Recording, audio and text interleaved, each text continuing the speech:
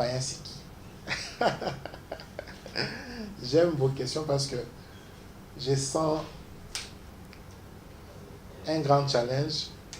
Être un pasteur, être un prophète, être un serviteur de Dieu, un apôtre, docteur, évangéliste, c'est aussi porter la voix du Seigneur au peuple. Alors, un païen, c'est qui? Un païen, d'abord, c'est celui qui n'a pas reçu Jésus comme Seigneur et Sauveur. Ça, c'est d'abord la base de notre réponse.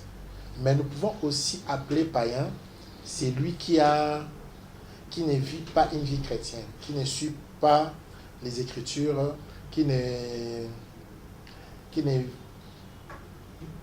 n'observe pas les lois de Dieu, qui mène une vie mondaine. Mais dans le contexte du mariage, quand je dis qu'il ne faut pas épouser un païen, il faut aller au-delà de ne pas vivre la vie chrétienne. Il faut aller au-delà de juste ne pas aller à l'église. Un païen, c'est celui qui soutire l'intensité de Christ en vous et qui ajoute l'intensité du monde en vous. Donc, si cette personne-là que vous voulez épouser, avec la personne, il ajoute plus le monde en vous et enlève Christ en vous, alors il ne faut pas l'épouser. Le païen dont je définis ici, c'est un païen où, au contact de cette personne,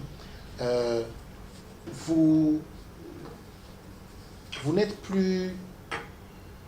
plus trop envie d'aller à l'église, de glorifier Dieu.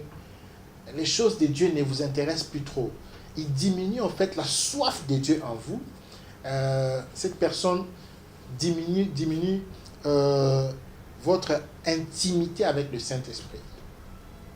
Donc, la personne, pour elle, il faut seulement des boîtes de nuit, il faut seulement l'impudicité, il faut seulement le vol, l'escroquerie. Donc, cette personne, en étant en contact avec cette personne, vous ne sentez pas les dieux en lui ou en elle.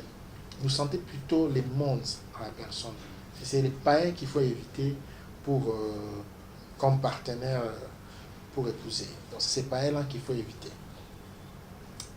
La deuxième question. Quelle est la caractéristique d'une femme qu'on peut épouser?